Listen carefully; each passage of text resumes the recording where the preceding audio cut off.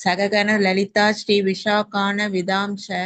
हे कृष्णा करुण सिंधु दीन बंधु जगतपदे गोपेशे गोपिका कांत राधा कांता नमस्तुते तप्त कांचन गौरांगी राधे वृंदावनेश्वरी वर्षभानु सुदे देवी प्रणामि हरिप्रिये वाञ्छकल्पतरुभ्यश्च कृपा सिंधु भय एव च पतितानां पावनेभ्यो वैष्णवेभ्यो नमो नमः। नमो ब्रह्मण्य देवाय गो ब्रह्मण हिताय जगत्हिताय कृष्णाय गोविंदाय नमो नमः। नमो महोवदन्ताय कृष्ण प्रमोप्रदाय कृष्णाय कृष्ण चैतन्य नाम्ने गौरवत्विष नमः।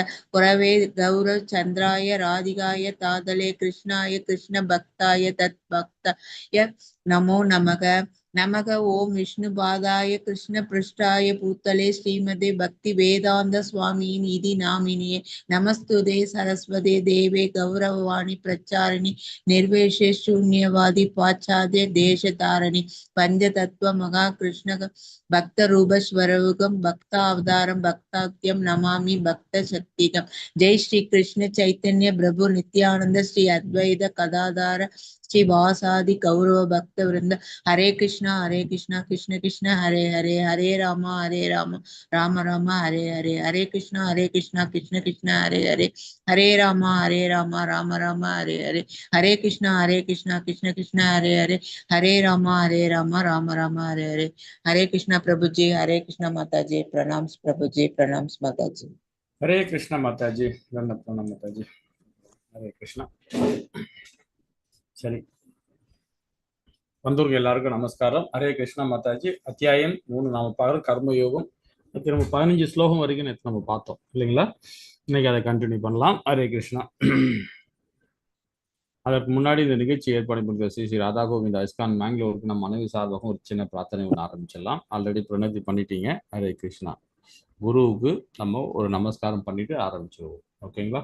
நம ஓம் விஷ்ணு பாதாய கிருஷ்ண பிரசாய பூத்தலை ஸ்ரீமதி ஜெய பதக சுவாமி இது நாமனி நம ஆச்சாரிய பதாய நிதாய கிருபதாரணி கௌரகதா தாமோதய தாரணி நம ஓம் விஷ்ணு பாதாய கிருஷ்ண பிரசாய பூத்தலை ஸ்ரீமதி பக்தி வேதாந்த சுவாமி இது நாமனி நமசே சரஸ்வதி தேவி கௌரவாணி பிரச்சாரணி நிர்விசேஷ சூன்யவாதி வாசக नमो महावदान्य कृष्णाय प्रेम प्रचाय दे कृष्णाय कृष्ण चैतन्य विशेष नमः नित्यानंद महदलिं सर्वहंत परमं हरिनाम वरदं देवम् अवतुतकरणं ये कृष्णा करुणा सिंधु दीनबंधु जगत्पदे गोपीश गोपिका कांता राधा कांता नमस्ते। जय श्री कृष्ण चैतन्य प्रभु नित्यानंद श्री अद्वैत गदाधर श्रीवासादि गौर भक्त वृंद जय। हरे कृष्ण कृष्ण कृष्ण हरे हरे हरे राम राम राम हरे हरे कृष्ण।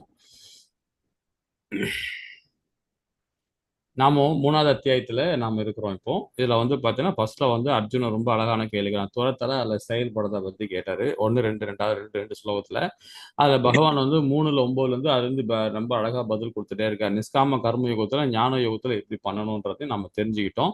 இப்ப நாம அது கர்மகாண்டத்துல கர்ம யோகத்துல எப்படி நாம செயல்படணுன்றதை இப்ப நம்ம படிச்சுட்டு இருக்கோம் இல்லைங்களா? அதுக்கு அதுல 15 பதம் வரைக்கும் படிச்சிருக்கோம். 16வது பதம் நம்ம இன்னைக்கு படிக்க போறோம். அதுக்கப்புறம் எடுத்துக்காட்டுகள். இனிதான் நம்ம வந்து பாத்தீங்கன்னா நம்மளுடைய அதாவது ரொம்ப இம்பார்ட்டன்ட் ஏரியா இந்த ஏரியா மட்டும்தான். எப்பவுமே 17ல இருந்து 35 ஸ்லோகம் 2வது அத்தியாயத்துல எப்படி 11ல இருந்து 30 பதம் இம்பார்ட்டன்ட் ஸ்லோகமோ அதே மாதிரி இந்த அத்தியாயத்துக்கு முக்கியமான இடம் எதுன்னா 17ல இருந்து 35 ஸ்லோகம் வரைக்கும் ரொம்ப ரொம்ப இம்பார்ட்டன்ட். அதுக்கப்புறம் பாத்தீங்கன்னா 36 43 வந்து காமத்தை பத்தி ரொம்ப அழகா சொல்லுகிறார். மிகப்பெரிய எதிரி எதுனா காமம். அதை பத்தி ரொம்ப அழகா விளக்கம் கொடுத்துருக்கிறார். சரி, இப்ப நாமும் 16வது பாத்து வந்து நம்ம படிக்கலாம். हरे कृष्ण हरे कृष्ण हरे कृष्ण कृष्ण कृष्ण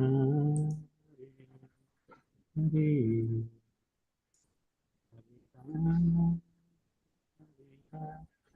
இந்த ஸ்லோகம் படிக்கிறீங்களா? மாதாஜி வாசிக்கிறீங்களா? हरे कृष्ण। एवं प्रवर्तितं चक्रं नानुवर्त्यादिह याः अगायुरिन्द्रया रामो मोहं पार्थ सजीवति। हरे कृष्ण। ஹரே கிருஷ்ணா. எனது அன்பு அர்ஜுனா, வேதங்களில் விதிக்கப்பட்டுள்ள இத்தகைய யாக சக்கரத்தை இம்மனித வாழ்வில் கடைபிடிக்காதவன் முற்றிலும் பாவகரமான வாழ்க்கையை வாழ்கிறான். புலன்களின் திருப்திக்காக மட்டுமே வாழ்பவனின் வாழ்வு பலன் அற்றது அப்படின்னு சொல்லப்படுது இல்லைங்களா. நேற்று நம்ம பார்த்தோம் நமக்குள்ள யாகம் என்ன அப்படின்றத நாம தெரிஞ்சுக்கிட்டோம். நமக்குள்ள யாகம்னா நம்ம என்ன செயல்படுறோமோ அதுதான் நம்மளுடைய கர்மா. அந்த கர்மாத்துக்கு அதான் கர்மா அந்த என்ன செயல்படுறோமோ அதுதான் நம்ம வரணும் நம்ம பார்த்தோம் நேற்றுக்கு. அந்த வர்ணத்துக்கு தகுந்த மாதிரி கடமைகள் இருக்கு. அந்த கடமைக்கு நம்ம கண்டிப்பாக நம்ம செயல்படணும். அதை அதை அதை ஃபாலோ பண்ணாதவங்க கண்டிப்பாக வந்து இந்த இந்த உடலே வந்து அவங்களுக்கு பயனற்றது. அது மாத்திரம் இல்லாம அடுத்த உடலை தேடி போறதுக்கும் அவங்களுக்கு ரொம்ப கீழ்த்தரமான ஒரு லோ உடல் தான் கிடைக்கும் அவங்களுக்குன்றது கருட புராணத்துல ரொம்ப அழகா சொல்லப்பட்டிருக்காங்க இதை பத்தி. அதான் இங்க பகவத்கீதை பகவான் ராம சொல்றாரு. அப்போ நாம என்ன செய்யறோன்றத நாம முதல்ல புரிஞ்சுக்கணும். நம்ம பிராமணனா சத்திரனா சூத்திரனா வைசியனான்றது நம்ம செயல் மூலியமா தான் நம்ம நிரூபிக்கணுமே தவிர நம்மளுடைய பிறப்பால் கிடையாதுன்னு நம்ம முன்னாடியே படிச்சிருக்கிறோம் இல்லைங்களா. அப்போ நமக்கு அந்த அந்த எந்த செயல்படுறோமோ அதுதான் நம்மளுடைய வர்ணம். அந்த வர்ண தகுந்த மாதிரி நம்ம செயல்படணும். அந்த கடமையை கட்டுப்பாடும் நம்ம செயல்படணும். அதை செய்யாதவங்க வந்து அந்த யாகத்தை செய்யாதவங்க வந்து பார்த்தீங்கன்னா எதுலுமே வந்து முன்னுக்கே வர முடியாது அப்படின்னு நம்ம புரிஞ்சுக்கலாம். ஏன்னா வந்து அதுதான் யாகம். நம்ம வந்து பார்த்தீங்கன்னா நம்ம செய்யற கடமையை கரெக்டா செய்யறவன் தான் உண்மையான யாகத்துல வந்து மேன்மை அடைகிறான் அப்படின்னு நேற்று நம்ம படிச்சோம் இல்லைங்களா. அதே மாதிரி பார்த்தீங்கன்னா வேதங்கள் நேரடியாக முழுமுழு கடவுளிலிருந்து தோன்றுபவை அப்படின்னு. வேதங்கள் வந்து பாத்தீங்கன்னா ரொம்ப அழகா பகவான் வந்து ஒரு அதாவது நம்ம வியாத வியாசர் வந்து நமக்கு வேதத்தை ரொம்ப அழகா நம்ம கொடுத்துருக்கிறார். பகவான் எப்படி நம்ம வந்து பிரம்மா கிட்ட கொடுத்தாரோ, பிரம்மா எப்படி நாரத மணி கொடுத்தாரோ, நாரத மணி எப்படி வியாசர் கிட்ட கொடுத்தாரோ, அதே மாதிரி நமக்கு வந்து பாத்தீங்கன்னா நம்ம அவங்க மூலியமாக நமக்கு இந்த வேதம் வந்திருக்கு. நாம என்ன பண்ணிருக்கிறோம், புராணங்கள் அப்புறம் வந்து இதிகாசங்கள் அப்புறம் உபநேசங்கள் இதெல்லாம் நம்ம படிக்கிறோம். படிச்சுட்டு நாம என்ன பண்ணிருக்கோம், நமக்கு எது தேவையோ அந்த தேவர்களை மட்டும் நம்ம வழிபாடு பண்ணிட்டு நாம தான் வந்து உயர்ந்தவர்கள், நாம இவங்கெல்லாம் வந்து சிறந்தவர் கிடையாது அப்படின்னு சொல்லிட்டு நாமளே ஒரு ஒரு ஒரு கிரியேட் பண்ணி வச்சிருக்கிறோம். பட்டை போடுறவன், நாமம் போடுறவன், இவன் தான் உயர்ந்தவன், அவன் தான் உயர்ந்தவன் சொல்லிட்டு அதுவே நமக்குள்ளவே வந்து அந்த பிரிவினைவாதிகளை செஞ்சிருக்காங்க. எல்லா வேதங்களும் கொடுத்தது யாருன்னா வியாசர் தான். அந்த 4 வேதங்களை அடிச்சோடே வந்து நம்ம கொடுத்தது யார் மூலியமா கொடுத்ததுன்னா வியாசர் மூலியமா நமக்கு கிடைச்சதுதான் 4 வேதமே. 18 புராணங்கள் அவர் எழுதுனதுதான். இது தெரியாம நாம என்ன பண்ணிட்டு இருக்கோம், சண்டை போட்டு நடக்கிறோம் இல்லைங்களா. இது ரொம்ப அபத்தம். இது அதுதான் பகவான் சொல்ற வேதங்கள் நேரடியாக முழுமுழு கடவுளிலிருந்து தோன்றுபவை அப்படின்னு புரிஞ்சுக்கணும் இதை. ஹரே கிருஷ்ணா. அதுக்கப்புறம் யாகங்கள் மிகவும் அவசியம் இல்லை எனில், அதாவது மிகவும் பாகரமான வாழ்க்கையை வாழ்ந்து புலங்கட்சி ஈடுபட்டு மனித வாழ்க்கையை வீணாக்கிவிடும். இது வந்து பாத்தீங்கன்னா இப்ப நமக்குன்னு ஒரு சட்டத்திட்டங்களும் நமக்கு வேதங்கள் மூலியமா கொடுத்துருக்காங்க. அந்த சட்டத்திட்டங்களை நம்ம ஃபாலோ பண்ணணும். அதை ஃபாலோ பண்ணாம நம்ம பாட்டு நம்ம இஷ்டத்துக்கு நம்ம பண்ணிக்கிட்டே இருந்தோம்னா கண்டிப்பா நம்ம வந்து பார்த்தா இந்த 4 விதமான பாவகரமான காரியங்களை போய் மாட்டிப்போம். என்னென்ன 4 விதமான பாவகாரியம்னா மாமிசம் உண்றது, தவறான பாலுணர்வு, அப்புறம் வந்து சீட்டாடுறது, அதுக்கப்புறம் மது போதையில் இருக்கிறது. ஸோ இந்த 4மே வந்து பாவகரமான செயல். அந்த செயல்ல போய் நம்ம போய் கண்டிப்பா மாட்டிப்போம். ஏன்னா இந்த உடல் சம்மந்தப்பட்டனால அதில் போய் நம்ம ஈஸியா போய் அதில் போய் இதாயிடும் இல்லைங்களா. அதுக்கு காரணம் வந்து பார்த்தீங்கன்னா நம்முடைய பௌதிகமான புலனோக்கு செயல்கள் தான் அப்படின்னு முடியும். அப்ப தியாகத்தின் சுயேட்சை என்ன, நம்மளுடைய கடமை என்ன, அது கரெக்டா நம்ம வேதங்களை படிக்கணும். பகவான் மூலியமா வேதங்களை படிக்கணும். நம்ம கடமையை சரிவர பண்ணணும். அப்ப பண்ணும்போது தேவர்கள் நமக்கு வந்து பாத்தீங்கன்னா அந்த தியாகத்துக்கான பலன் கொடுக்குறாங்க. என்ன கொடுக்குறாங்க, மழை கொடுக்குறாங்க. அதனால தானியம் விளையுது, பகவானுக்கு நம்ம பிரசாதத்தை விநியோகிக்கிறோம். அவர் என்ன பண்றாரு, உணவு விநியோகிக்கிறோம், அவர் பகவான் நமக்கு பிரசாதமா கொடுக்குறார். இதுதான் தியாக சுயேட்சைன்னு சொல்லுது. அப்ப நம்மளுடைய தியாகம் என்ன, நம்முடைய சரிவர நம்ம கடமையை நம்ம செய்யணும் இல்லைங்களா. அதுதான் ரொம்ப இம்பார்ட்டன்ட். அதுதான் பகவான் என்ன பண்றாருன்னா கலிகாலத்துல வந்து இதெல்லாம் கண்டிப்பா இருக்காது. ஏன்னா வந்து இது பாசாங்குத்தனமான லோகம். இந்த லோகம் அதாவது கலிகாலத்துல இந்த காலகட்டத்துல வந்து பாசாங்குத்தனம் தான் அதிகமா இருக்கும். அப்பாவை அம்மா ஏமாத்துவாங்க, அம்மா அப்பாவை ஏமாத்துவாங்க, பிள்ளைகள் இருந்து அப்பா அம்மா ஏமாத்துவாங்க, பிள்ளைகள் அப்பா அம்மா வந்து பிள்ளைகளை ஏமாத்துவாங்க, சமுதாயம் ஏமாத்துவாங்க. இந்த மாதிரி மாறி மாறி மாறி இது ஒரு பாசாங்குத்தனமான லோகம். இந்த லோகத்தினால எப்படி பகவானுக்கு பக்தி கொடுக்க முடியும் அப்படின்றத ரொம்ப அழகா நமக்கு வந்து பாத்தீங்கன்னா அதாவது ஸ்ரீமத் பாகவத்துல 11வது கந்தத்துல 5வது அத்தியாயத்துல 32வது பதத்துல ரொம்ப அழகா சொல்லப்பட்டிருக்காங்க. இதை நம்முடைய பகவான் சைத்தன்யரை பத்தி எடுத்துருக்கோம். அதே மாதிரி 12 புராணங்கள்லயும் நான் இது ஒரு கிளாஸே எடுத்திருக்கிறோம். ஒரு 6-7 வருஷத்துக்கு முன்னே நான் கிளாஸ் எடுத்திருக்கிறேன். இதுல பாத்தீங்கன்னா ரொம்ப இம்பார்ட்டன்ட் வந்து பகவானை பத்தி நாம தெரிஞ்சுக்கணும். பகவான் சைத்தன்யர் ஏன் வந்து நமக்கு அவதாரம் கொடுத்தார் அப்படின்றத நம்ம தெரிஞ்சுக்கணும். நான் லெவல் 1 இந்த கதையை சொல்லியிருக்கேன்னு நினைக்கிறேன். திரும்ப ரிப்பீட் பண்றேன். என்னன்னா பாத்தீங்கன்னா பகவான் சைத்தன்யர் வந்து ரொம்ப அழகா இருப்பார். அவர் வந்து கௌரங்கான்னு சொன்னாவே நம்ம பெங்காலி மொழியில வந்து தங்கத்துக்கு வந்து கௌரங்கான்னு சொல்லுவாங்க. கோல்டு அதாவது தங்கம் எப்படி மின்னு இருக்கோ அந்த மாதிரி கடல் இருப்பாரு நம்மளுடைய கௌரங்கா. ஸோ அவர் வந்து பார்த்தீங்கன்னா இது வந்து அவர் வெஸ்ட் வங்காளதேஷ் அங்கே பிறந்தாரு. அதாவது 1400 அவர் 35-30 அந்த காலகட்டத்தில் அவர் அவதாரம் எடுக்கிறார் நம்முடைய சைத்தன்ய மகாபிரபு. அதாவது நவதீப்ன்றதுல 9 விதமான ஆறு, அதாவது கங்காவுக்கு வந்து அதை பற்றியும் சொல்கிறேன். கங்கா வந்து பார்த்தீங்கன்னா பகவான் கிட்ட முறையிடுறாங்க, அதாவது கிருஷ்ணா கிட்ட முறையிடுறாங்க. அந்த காலகட்டத்தில் பகவானே நீங்கள் வந்து ஃபுல் அண்ட் ஃபுல்லாக வந்து பார்த்தீங்கன்னா யமுனையிலேயே நீங்கள் வந்து லீலை பண்ணிட்டீங்க. உங்க லீலையில எனக்கு ஒரு பங்கே நீங்க கொடுக்காம நீங்க யமுனிலே பண்ணிட்டீங்கன்னு சொல்லிட்டு ரொம்ப ஃபீல் பண்ணுவாங்க கங்கை தாய். அப்போ ராதையும் நீங்க 2 பேரும் சேர்ந்து யமுனை தான் ஃபுல் லீலையே வந்து மதுரால தானே யமுனா இருக்கு, ஃபுல்லா லீலையை அங்கேயே பண்ணிட்டீங்க அப்படின்னு சொல்லிட்டு வருத்தப்படுறாங்க. அதுக்கப்புறம் பகவான் சொல்றாரு, கண்டிப்பாக கலிகாலத்துல நான் ஒரு அவதாரம், நானும் ராதையும் சேர்ந்து ஒரு அவதாரம் எடுப்போம். அந்த அவதாரத்துல என்னுடைய அந்த வாழ்நாள்ல நான் அவதாரம் எடுக்கிற வாழ்நாள்ல பாதி நாள் உன் கூடவே நான் உன்னுடைய லீலையில நான் பங்கு கொள்வேன் அப்படின்னு சொல்லிட்டு சொல்றாரு பகவான். அதுதான் வந்து பாத்தீங்கன்னா நவதீப். அந்த கங்காவுடைய 8 விதமா பிரியும், அது 9 விதமா பிரியும். அப்படியே ரொம்ப அழகா இருக்கும். அதோட பாத்தீங்கன்னா ரொம்ப நல்லா இருக்கும், பயங்கர ஃபாஸ்டா வருவா கங்கா. ஆனா அங்க நவதீப்ல வந்த உடனே பாத்தீங்கன்னா அப்படியே அழகா ஸ்லோவாகி 8 அதை அப்படியே 9 பிரிவா. பிரிஞ்சிட்டுன்னா அந்த இடத்துல தான் வந்து பகவான் வந்து அவதாரம் எடுக்கிறார், பகவான் சைத்தன்யர். ரொம்ப அற்புதமா இருக்கும் அது. ஏன்னா தாயார் வந்து நம்மளுடைய தாயார் என்னைக்குமே வந்து பார்த்தீங்கன்னா ரொம்ப கலரா இருப்பாங்க இல்லையா, நல்லா கோல்டு கலர்ல இருப்பாங்க, கனகவல்லி தாயார், லக்ஷ்மி தாயார். ஸோ அந்த கலர்ல அவங்களுடைய பாவத்துல தான் பகவான் வந்து அவதாரம், அவங்க பாவம் பகவானுடைய அவதாரம் தான் இது வந்து இது வந்து குபி அவதாரம், ரகசிய அவதாரம். இந்த அவதாரம் வந்து பாத்தீங்கன்னா யாரெல்லாம் தெரிஞ்சுக்கிறாங்களோ அவங்க எல்லாம் கண்டிப்பா முக்தி அடைவாங்கன்றது வேதம் சொல்லுது. பகவானுடைய ரகசியமான நிறைய அவதாரம் எடுத்திருக்கிறார் இல்லையா. அதுல வந்து ஆவேச அவதாரம், நரசிம்ம அவதாரம், பரசுராமர் அவதாரம்லாம் ஆவேச அவதாரம். ஸோ இது மாதிரி சாந்தமான அவதாரம் வந்து ராமபிரான், இப்படி இது எவ்வளவு அவதாரம் எடுத்திருக்கிறார் பகவான். ஸோ அதுல வந்து இந்த அவதாரம் வந்து ரகசியமான அவதாரம். இது யாருமே நிறைய பேர் தெரியாது. ரொம்ப ரகசியமான அவதாரம் இது. இந்த அவதாரத்தை யாராவது தெரிஞ்சுக்கிறாங்களோ அவங்க கண்டிப்பா முக்தின்றது வேதம் அக்செப்ட், அது வேதம் சொல்லப்படுது. ஸோ இந்த அவதாரத்துக்கு இதுதான் இது மாதிரி நிறைய இடத்துல நாம் உதாரணம் எடுத்து சொல்லியிருக்கிறோம். சரி, இவருடைய அவதார கதையை நம்ம இப்ப பார்ப்போம். இவர் வந்து ஆக்சுவலா வந்து பாத்தீங்கன்னா ராதை வந்து பாத்தீங்கன்னா ஒரு வித்தியாசமான ஒரு வரம் பெற்றவங்க. அவங்க வரம்னா எப்படிப்பட்ட வரம்னு பாத்தீங்கன்னா, இன்னைக்கு சமைச்சதை அடுத்த செகண்ட் அவங்க சமைக்க மாட்டாங்க, பிரசாதம் எதுவும் பலகாரம் எதுவும் செய்ய மாட்டாங்க. இது அந்த மாதிரி ஒரு வரம் துர்வாச முனிவர் அவர் கொடுத்துருக்கிறாங்க. துர்வாச முறை 3 பேருக்கு அவதாரம் இது கொடுத்துருக்கிறார், வரம் கொடுத்துருக்கிறார். ராதை கொடுத்துருக்கிறார், அதே மாதிரி குந்தி மகாராணி கொடுத்துருக்கிறார், அப்புறம் திரௌபதிக்கு 3 பேருக்குமே வந்து ரொம்ப அழகான வரம் கொடுத்துருக்கிறார்.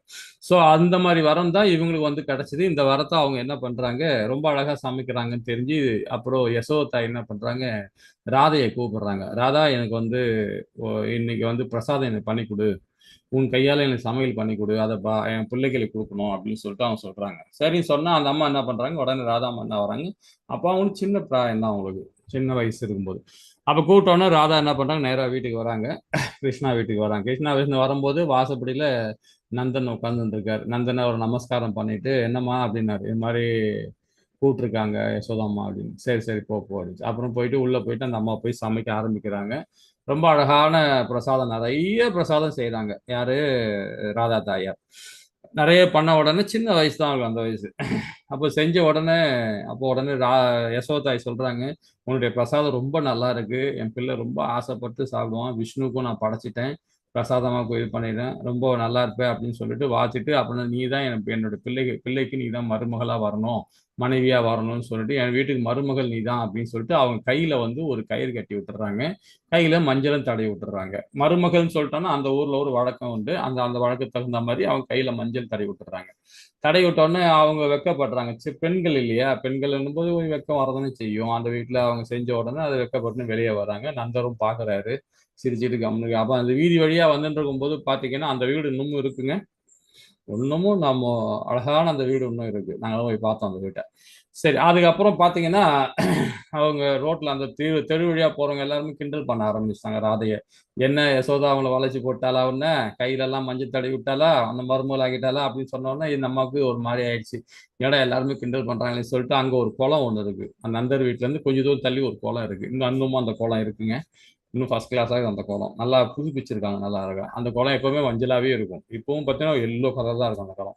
ஏன்னா ராதையோட கைப்பட்ட இடம் அந்த குளம். அந்த குளத்துல கையை நினைச்சிருவாங்க, கையை நினைச்சு கையை கழுவிடுவாங்க. கையை கழுவிட்டு அதுக்கு முன்னாடி அந்த குளம் வந்து பாத்தீங்கன்னா கரையேன்னு ஒரு மாதிரியா இருக்கும், கலங்கலா இருக்கும். அது இல்லாம அந்த குளத்துல பசங்க குளிச்சாங்கன்னா ரொம்ப சோகமா ஒரு மாதிரி டல்லாவே ஒரு எப்பவுமே எல்லாருமே தண்ணியில குளிக்கும்போது ரொம்ப ஹாப்பினஸ் வரும் இல்லையா, அந்த குளத்துல மட்டும் ஒரு ஹாப்பினஸ் இல்லாம இருந்தது.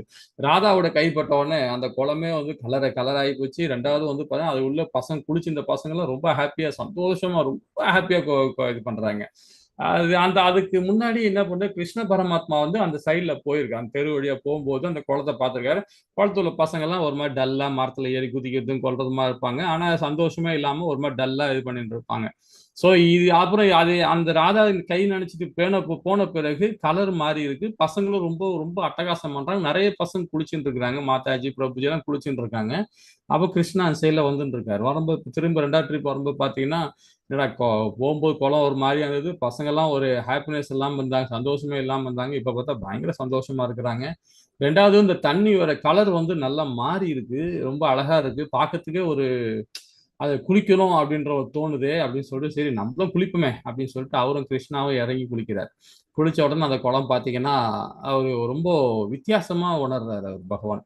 என்ன ரொம்ப வித்தியாசமா இருக்கு, ஒன்றும் புரியல அப்படின்னு சொல்லிட்டு அவர் அப்படியே குளிச்சுட்டு 2 3 வாட்டி முங்கிட்டு எழுந்து பார்க்குறாரு. பார்த்தா ஏற்கனவே ஒரு கருப்பா இருப்பார், அட்டக்கரையல் இருப்பாரு.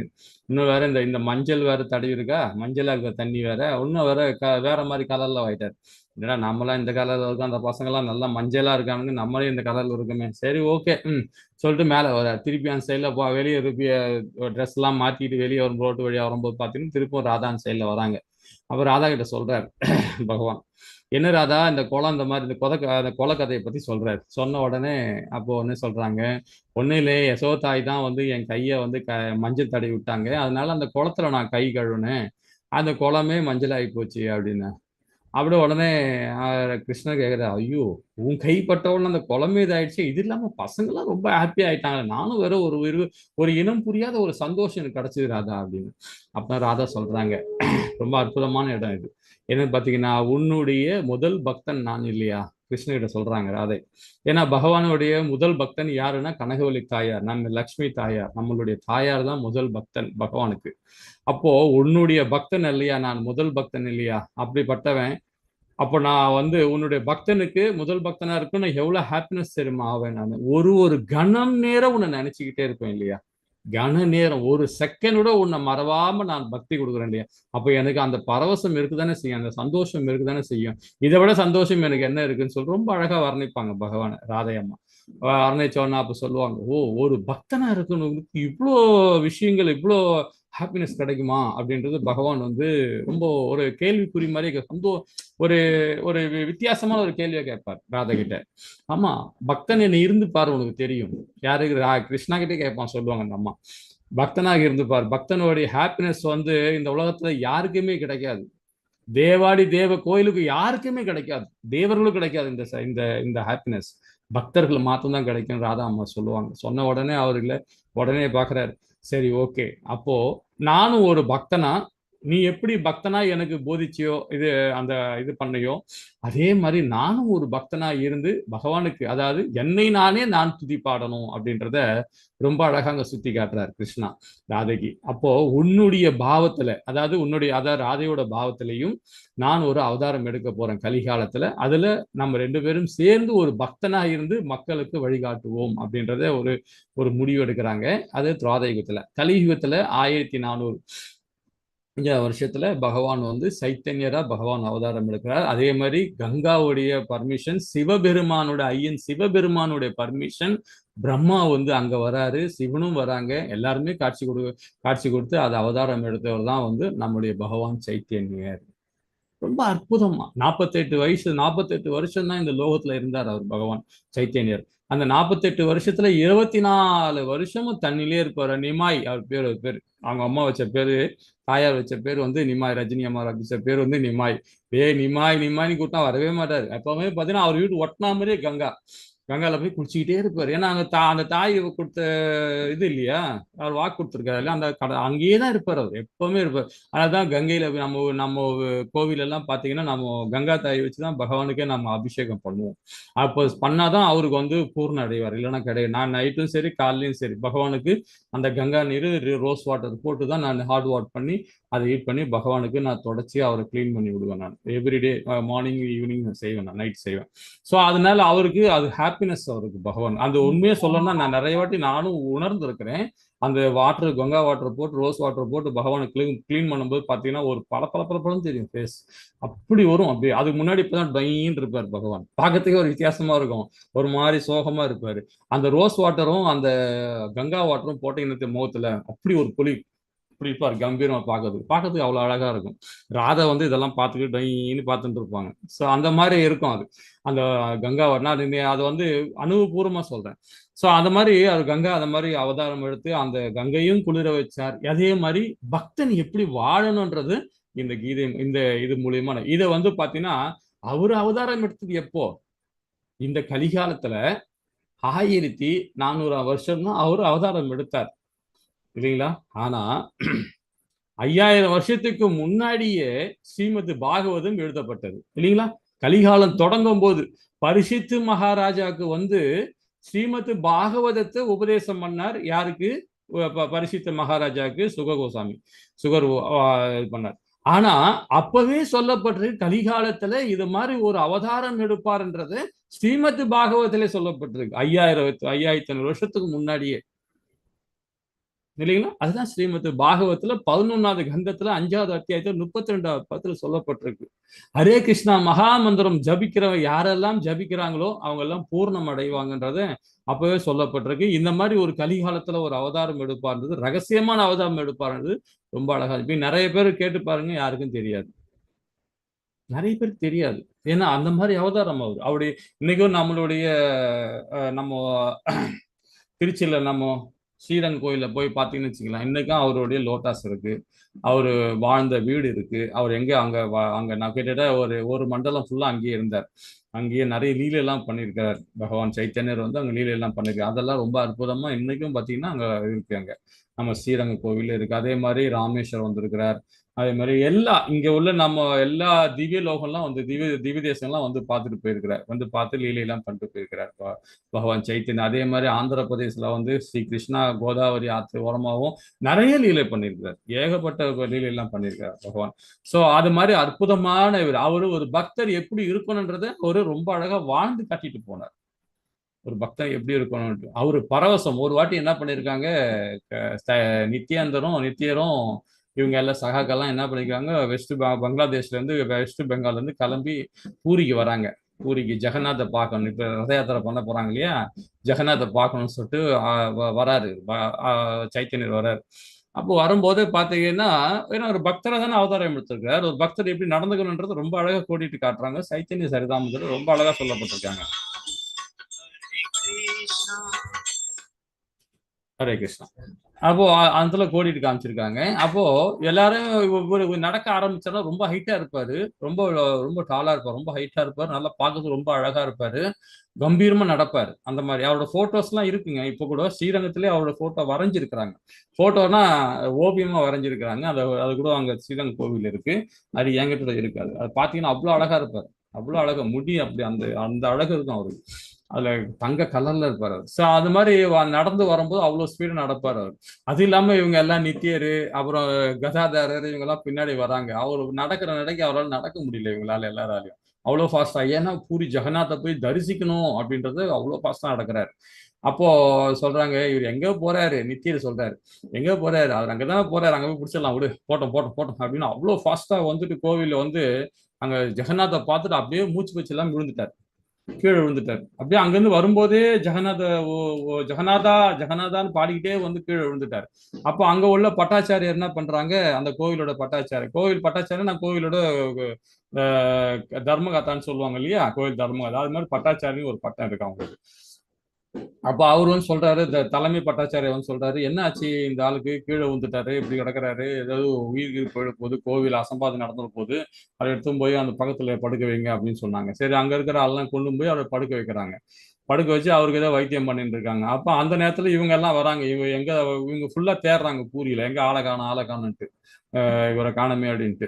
அப்புறம் பார்த்த உடனே ஒரு பட்டாச்சாரி சொல்றாரு, இல்லைங்க, அவர் ஒரு ஆள் வந்தாரு, ரொம்ப ஜெகநாதான்னு சொல்லி மூச்சு பேச்சு இல்லாம கீழே விழுந்துட்டாரு, மூச்சு அடிச்சு கீழே விழுந்துட்டாரு. அவர் உயிர் போச்சோட என்னன்னு தெரியல, ஒரு மாதிரியா இருக்கிறாங்க, அவர் பக்கத்துல படுக்க வச்சிருக்காங்க, வைத்தியம் பார்த்துன்னு இருக்கிறாங்க அப்படின்னு. அவர் தான் எங்க ஆளு அப்படின்னு சொல்லிட்டு நேரா இவங்க எல்லாம் தெரியும், அவரை பத்தி எல்லாம் தெரியும்.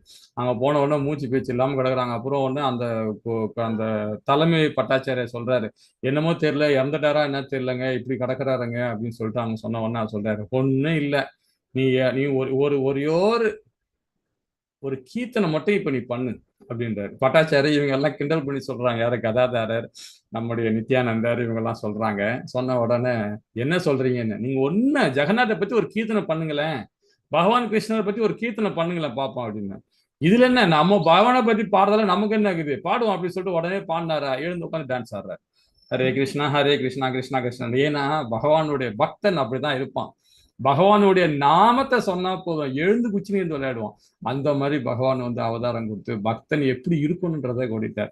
அவர் அப்படி கிடையாது, பகவானை நினைச்சுக்கிட்டே இருப்பார் சதா நேரம். ஒரு பக்தன் எப்படி இருக்கணும்னா அவரை மாதிரிதான் இருக்கணும் அப்படின்றத அவர் வாழ்ந்து கட்டிட்டு போனாங்க ரெண்டு பேருமே. யாரு, கனகவல்லி தாயாரும் ஐயன், அதாவது பகவானும் அவதாரம் கொடுத்து காட்டு போனாங்க இந்த அவதாரம். அதனாலதான் நாம எப்பவுமே பகவானுடைய நாமத்தை சொல்லிட்டே இருக்கணும், பகவான் நாமத்தை சொல்லிட்டே இருக்கணும். நமக்கு என்ன நாமம் வரும், கோவிந்தா வரும் இல்லைங்களா, கேசவான்னு வரும், மாதவான்னு வரும், நாராயணான்னு வரும், ஏதோ ஒரு வார்த்தை. பகவானுடைய லட்சக்கணக்கான அவதாரத்துல நாமங்கள் இருக்கு பகவானுக்கு இல்லைங்களா.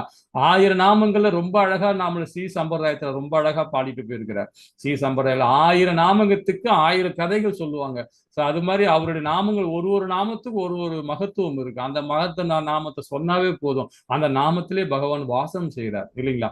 அந்த வாசம் செய்யும் போதே பார்த்தீங்கன்னா நம்மளுடைய நாக்கு நரம்பு, நாடி நரம்பு எல்லாமே பார்த்தீங்கன்னா புத்துணர்ச்சி அடையும், பக்தி பரவசம் அடையும்.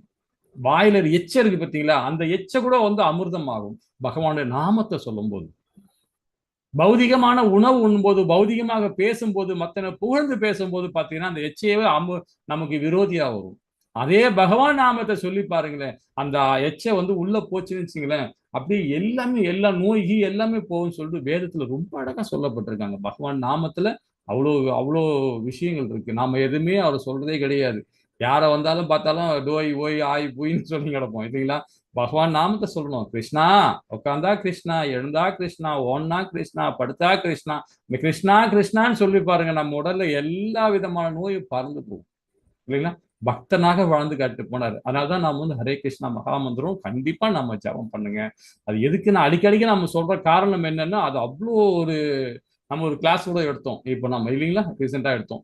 ஸோ அந்த ஹரே கிருஷ்ணா மகாமந்திரத்துல அவ்வளோ விஷயங்கள் இருக்கு அதுல இல்லைங்களா. அதுவும் இந்த மணி சுத்தம் போது, துளசி மணி சுத்தம் போது, இந்த இடத்துல கரெக்டா இந்த இடத்துல சென்டர்ல வச்சு இந்த மணி சுத்தி பாருங்களேன், இங்க உள்ள நரம்பு நம்ம மைண்டுக்கு அவ்வளோ ஒரு பியூரிஃபை பண்ணும்.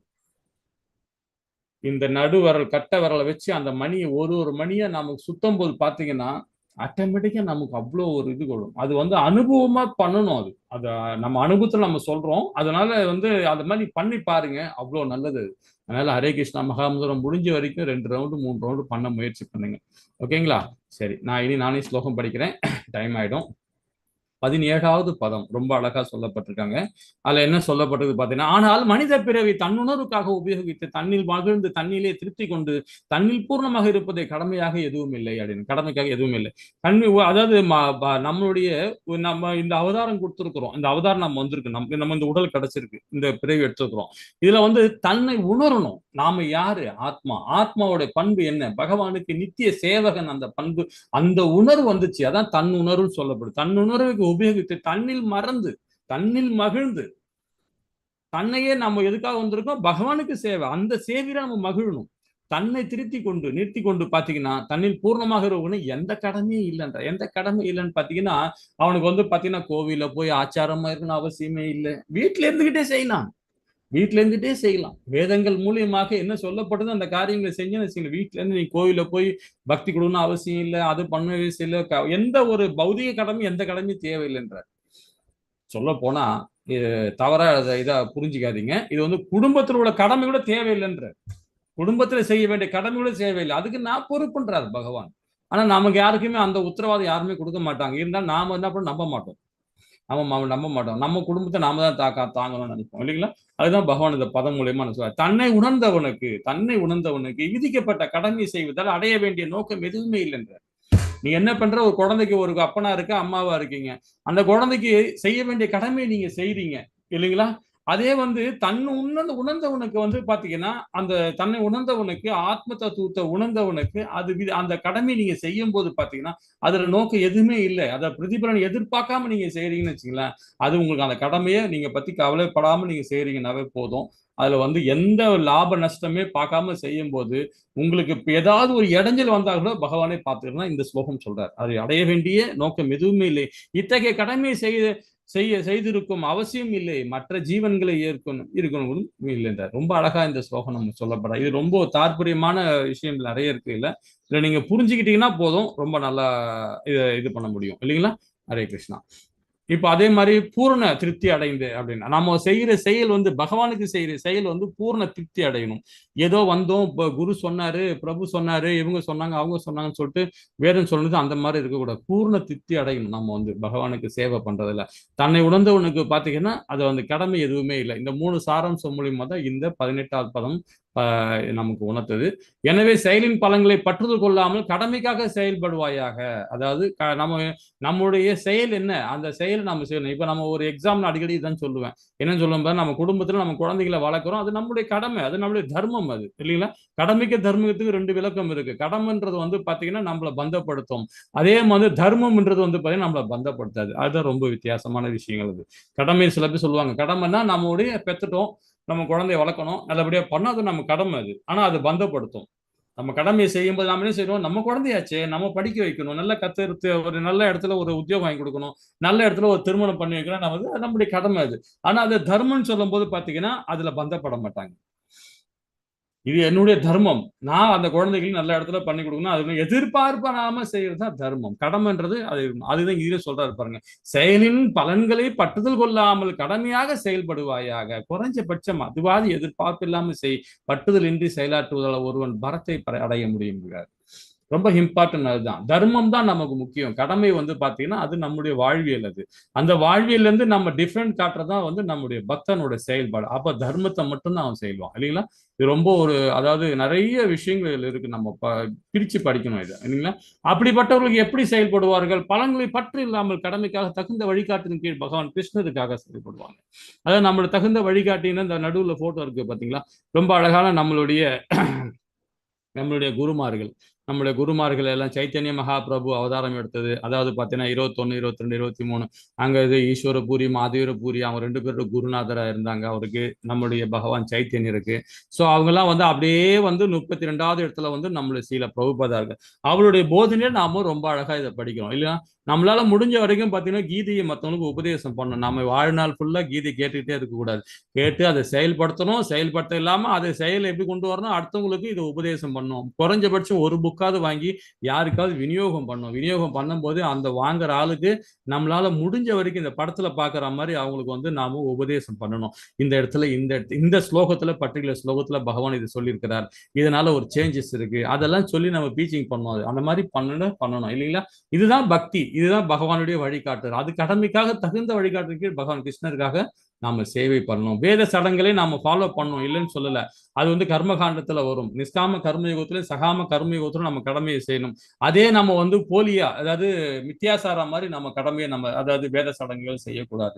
நம்ம வேத சடங்குகள் எதுக்காக செய்யணும், மற்றவங்களுக்கு நல்லா இருக்கணும், நல்லபடியா நாடு நல்ல இது இருக்கணும் அப்படின்றது படகுதான் நிஷ்காம கர்மயுகத்திலும் சகாம கர்மயுகத்திலும் நமக்கு அந்த வேத சடங்குகள் நாம ஃபாலோ பண்ணணும். கிருஷ்ண உணவு செயல்கள் அப்படின்னு பாத்தீங்கன்னா பகவானுக்கு நெய்வேத்தியம் பண்ணலாம் இல்லைங்களா? அது ஒரு புனிதமான செயல். பகவானுக்கு நெய்வேத்தியம் பண்றது ஒரு புனிதமான செயல். அது பகவானுக்கும் திருப்தி படுத்துறாரு, அதே மாதிரி நமக்கும் நாம திருப்தி அடையும், நம்மளை சுத்தி இருக்கவங்களும் திருப்தி அடையும். இப்ப நான் ஒரு மாதாஜி கூட அன்னைக்கு சொன்னாங்க, என் வீட்டுல கணவர் பாத்தீங்கன்னா பக்தியில சரியா இருக்கிறாரு, ஆனா அவருடைய கடமையை அவர் செஞ்சுட்டு இருக்காரு அப்படின்னு. அதை பத்தில இந்த அத்தியாயத்துல ரொம்ப அழகா விளக்க கொடுக்குறாரு பகவான்.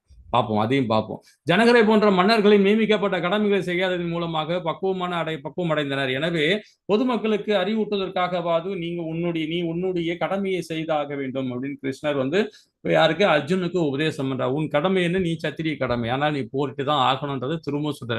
ஜனகரை போன்ற மன்னர்களும் நியமிக்கப்பட்ட கடமையை செய்ததன் மூலமாக பக்தர்கள் அடைந்தனர், பக்குவம் அடைந்தனர். ஜனகர் எப்படிப்பட்டவர்கள் இல்லைங்களா? அதை நம்ம அதை பத்தி நம்ம ராமாயணத்துல ரொம்ப அழகா நம்ம அதை பத்தி படிச்சிருக்கிறோம் இல்லைங்களா? எனவே பொதுமக்களுக்கு அறிவூட்டுவதற்காகவே நீ உன்னுடைய கடமையை நீ செய்ய அப்படின்றார். அப்போ இதுக்கு என்ன சொல்ல வர்றாருன்னா, தனி மனித ஒழுக்கத்தை பத்தி 20:20 சொல்றாரு. 21 என்ன சொல்றாரு பாருங்க. பெரிய மனிதன் எத்தகைய செயல்களை செய்கிறானோ அதையே பொதுமக்களும் பின்பற்றுகின்றனர். தன் செயலுக்கு ஏற்ற எந்த தரத்தை ஊமி அமைத்து காட்டுகிறானோ அதையே உலகம் முழுவதும் பின்பற்றுகிறது அப்படின்றார். இது ஏன் நம்ம உலகத்துக்கு போகணும்? ஏன் சமுதாயத்துக்கு போகணும்? ஏன் தெருக்குள்ள போகணும்? நம்ம வீட்டுக்குள்ளே எடுத்துக்கலாம்.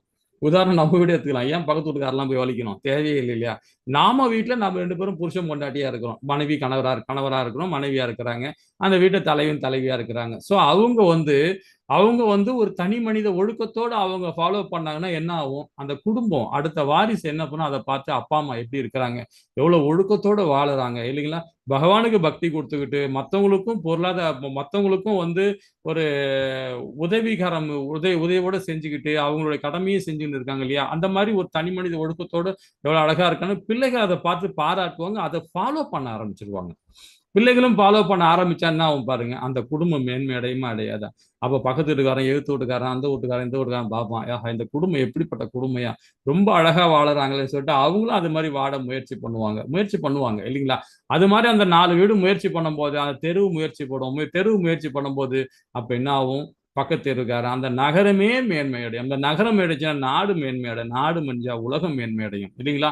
இப்ப நம்ம தனி மனித ஒழுக்கத்தோடு ஒருத்தர் நம்ம ஊர்ல ஒரு பெரிய அதிகாரியா இருக்கிறார். இன்னைக்கு வந்து பாத்தீங்கன்னா, நான் பேர் சொல்ல விரும்பல, இன்னைக்கு ஒரு பெரிய நம்ம இந்தியாவிலேயே பெரிய போஸ்டிங்ல இருக்கார்.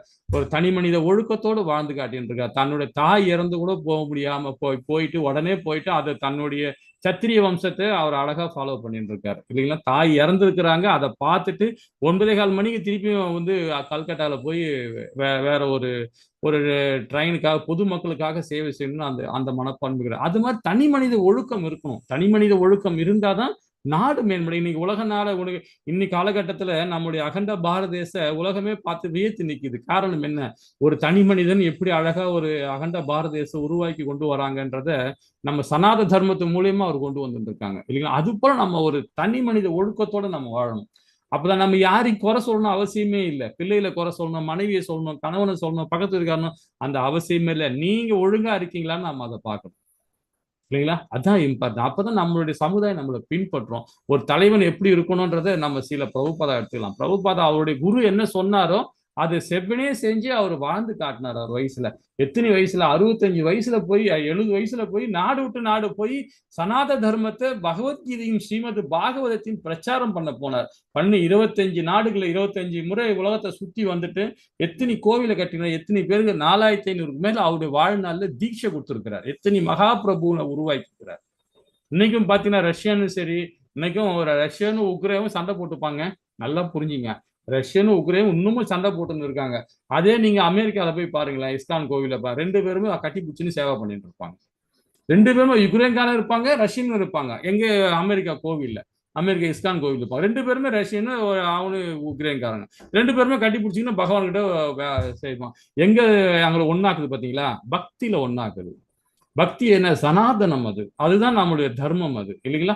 சோ அது மாதிரி முன்மாதிரியா சில பிரபுபாதா மாதிரி முன்மாதிரியா வாழ்ந்து காட்டணும். நம்மளால அவரை மாதிரி வாழ்ந்து காட்ட முடியலனாலும் பரவாயில்ல, அட்லீஸ்ட் நம்ம தனி மனித ஒழுக்கத்தோட நம்ம குடும்பத்தையாவது மேம்படுத்துறதுக்கு நம்ம உதாரணம் காட்டணும் இல்லைங்களா? பகவான் கிருஷ்ணருக்காக அந்த சேவை எங்கிருந்து வரும்? ஆன்மீகத்திலிருந்து தான் வரும். பௌதிகத்திலிருந்து வராது. 100% வராது.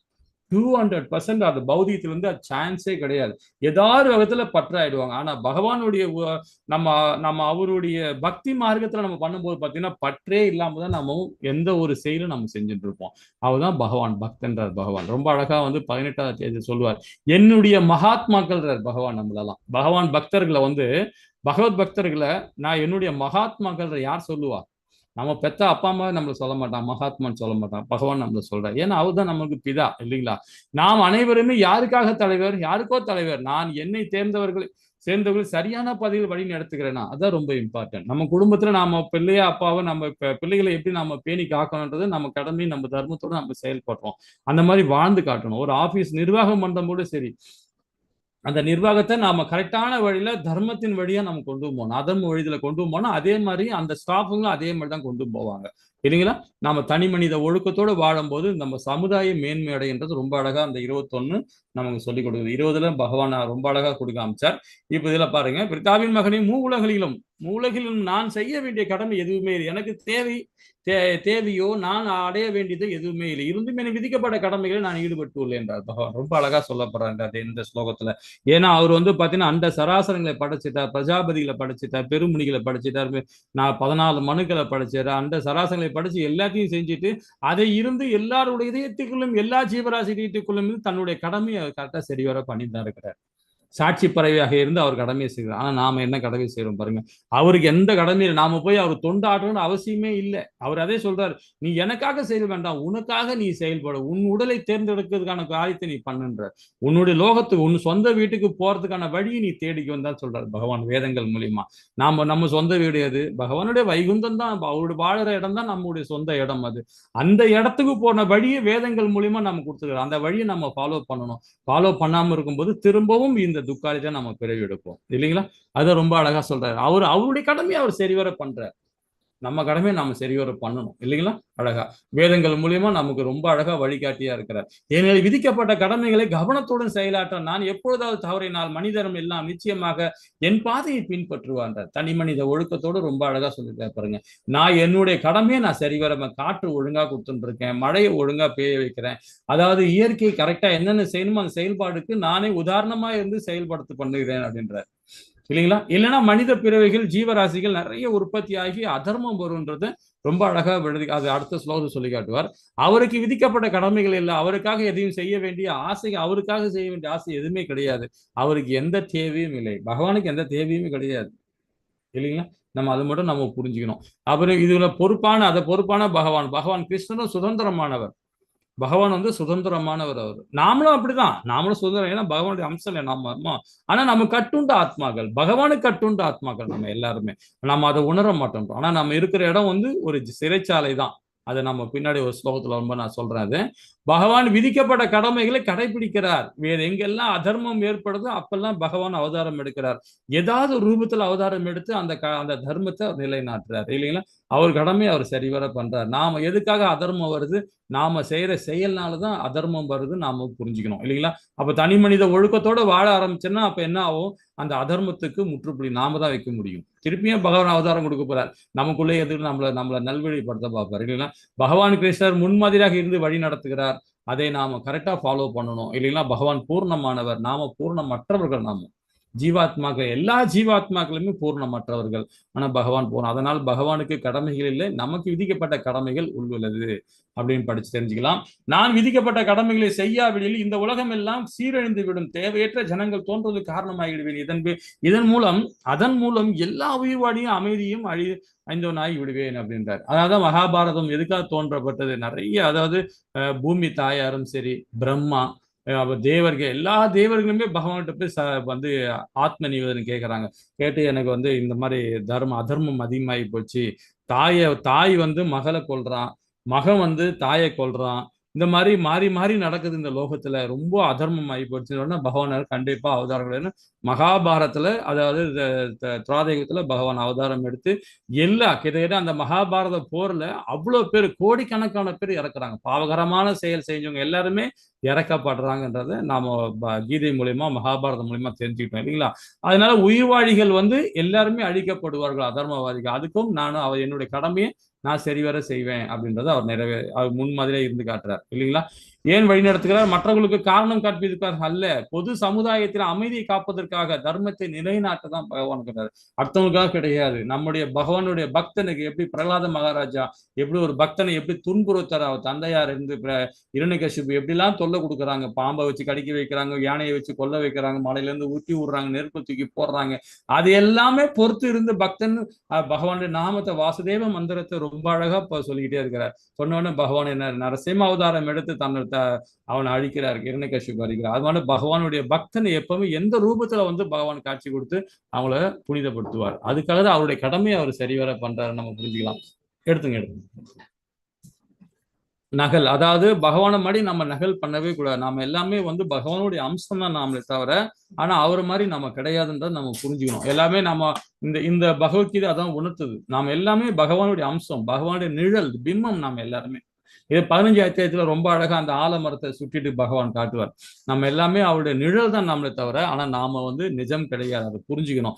அவரை மாதிரி நகல் செய்யவே கூடாது. நகல் செய்வது மற்றும் அறிவுரைகளை பின்பற்றுவதும் இரண்டும் வெவ்வேறு வழி. நாம் கிருஷ்ணரை நகல் செய்யக்கூடாது, ஏனென்றால் நாம் கிருஷ்ணர் அல்ல. நாம் அவரது அறிவுரை பின்பற்றி தெய்வீகமானவன். நாம் எல்லாமே தெய்வீகமானவர் தான் நாம் எல்லாருமே. ஆனா பகவான் நாம கிடையாது. அதை நல்லா புரிஞ்சுக்கணும். அதனால பகவானுடைய அம்சம் நாம தவிர, அவருடைய வழிகாட்டுதல் நாம ஃபாலோ பண்ணணும். அவருடைய லோகத்துக்கு நாம போகணும். அதுதான் நம்மளுடைய இடம். பலனின் பற்றுதல் கொண்டுள்ள அறிவற்றவன் தனது கடமையை செய்வதை போலவே அறிஞரும் கடமையை செயலாற்றலாம். ஆனால் பற்றுதல் எதுவும் இன்றி பொதுமக்களை சரியான பாதையில் வழிநடத்துவதற்காகவே அது செயல்படுகிறது. அது ரொம்ப அழகா சொல்லப்படுறாங்க இல்லைங்களா? பலன்ல பற்றுதல் கொண்டுள்ள அறிவற்றவன் தனது கடமையை செய்வதை போல அறிஞரும் கடமை செயலாற்றலாம். இந்த ரொம்ப வித்தியாசமான ஒரு விஷயமா தெரியும் நமக்கு. இதோட விளக்கம் கொடுங்க பாருங்க. ஏன் கடமைகளை செய்கிறான் அப்படின்னு பாத்தீங்கன்னா, ஏதேனும் ஆசை இருக்கிறது அப்படின்னு. என்ன ஆசை இருக்கு? நாம அடிக்கடிக்கு தான் சொல்லுவேன், குடும்பத்தை வச்சுதான் மெயினா காட்டுறோம். ஏன்னா நம்ம குடும்பத்துல நம்ம ஸ்டார்ட் பண்றோம், வேற எங்கேயுமே ஸ்டார்ட் பண்ணல.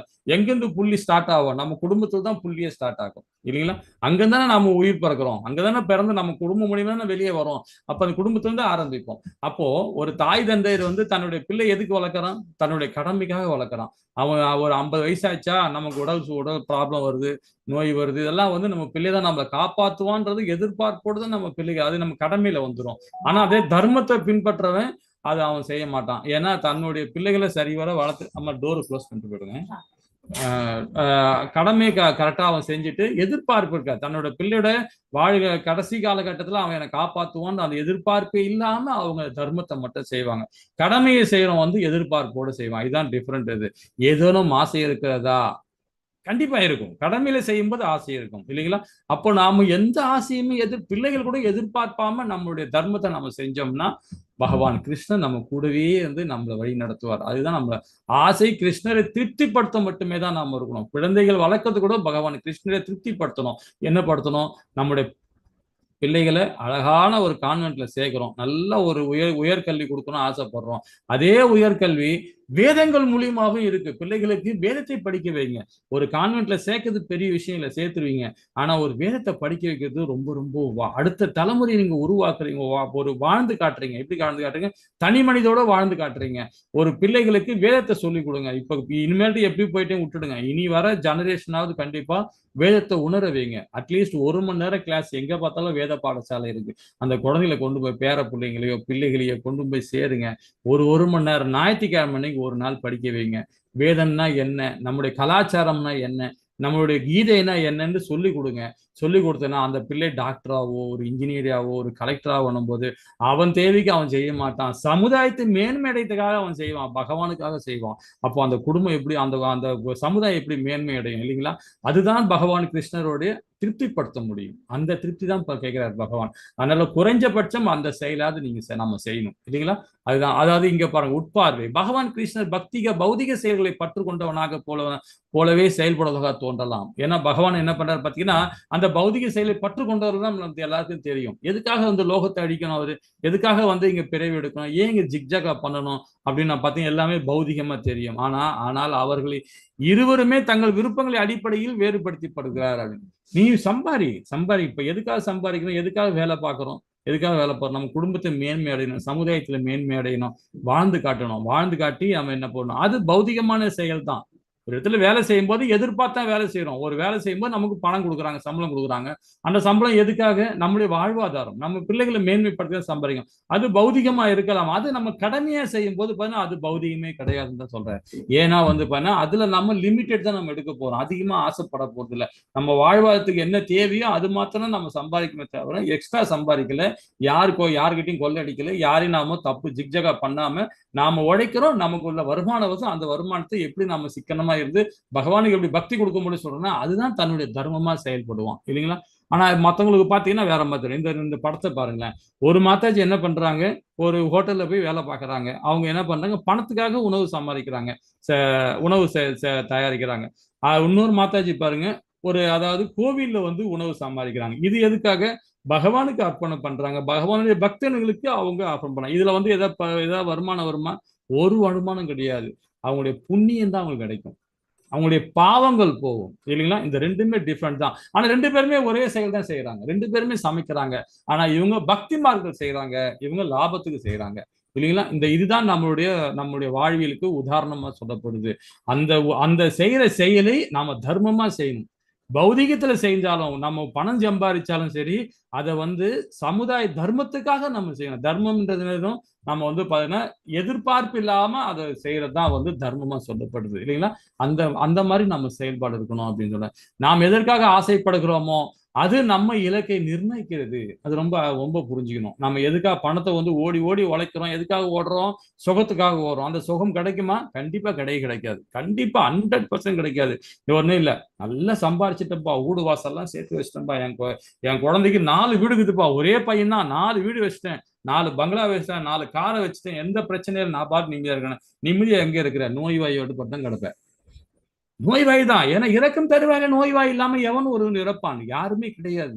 ஏதாவது ஒரு ஆசாபாசம் இருக்கும், ஏதாவது ஒரு பிரச்சனை வரும், ஏதாவது ஒரு நோய்வாய் வரும், ஏதாவது குடும்பத்தை தகராறு வரும், ஏதாவது ஒண்ணு வந்துதான் இருக்கிறோம் இல்லைன்னா.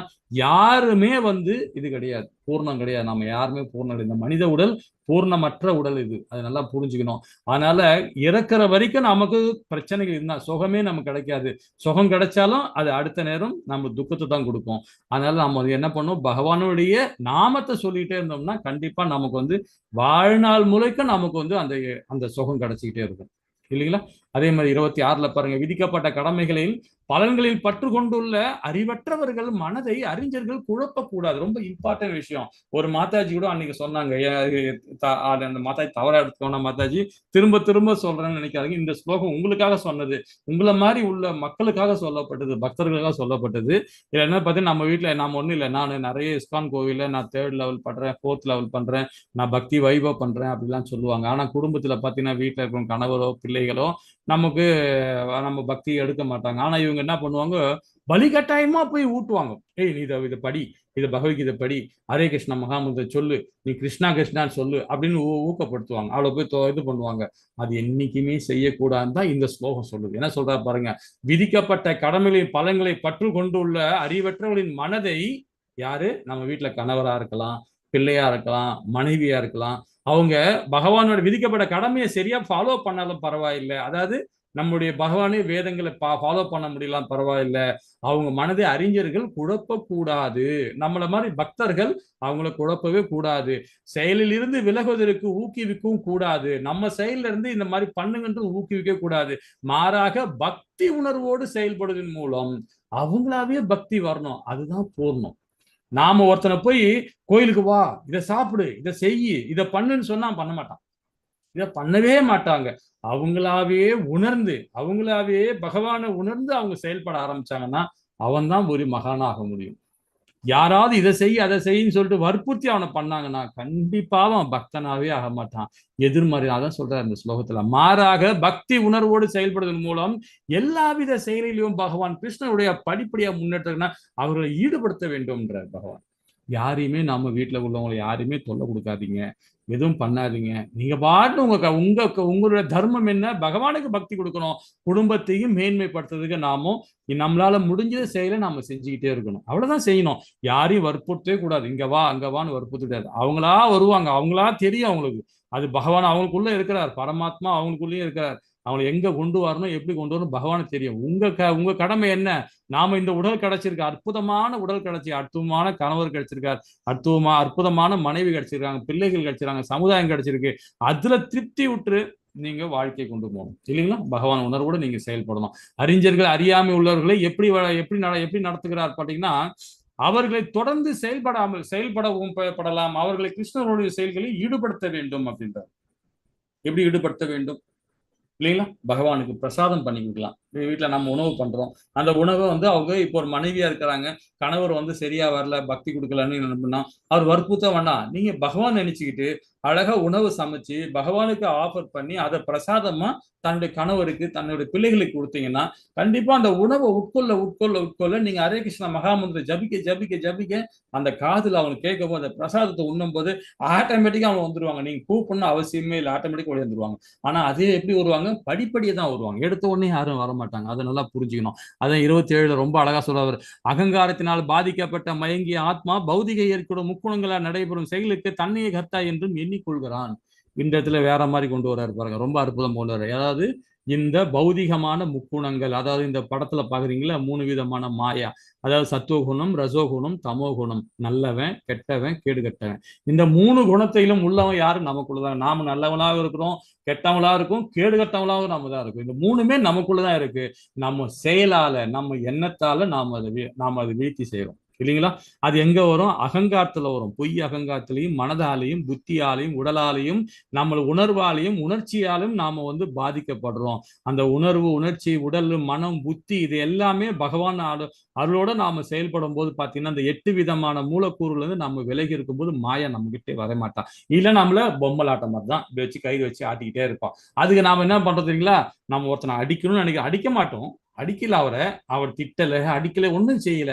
ஆனா நம்ம என்ன நினைக்கிறோம், இவன் நமக்கு ரொம்ப தொல்லை கொடுத்துருக்கான் பா, இவனை எப்படியாவது திட்டணும் பா, இல்லை எப்படியாவது அடிக்கணும் பா இவனை அப்படின்னு நம்ம நினைச்சுப்போம். அவ்வளவுதான், நம்ம நினைப்போம் அவ்வளவு, வேற எதுவுமே செயல்படும். ஆனா நம்ம அடிச்சிருவோம், திட்டிடுவோம், எல்லா வேலையும் கொலை பண்ணிடுவோம். அது யார் பண்றா தெரியுமா, இந்த மாயை தான் பண்ணுவோம்.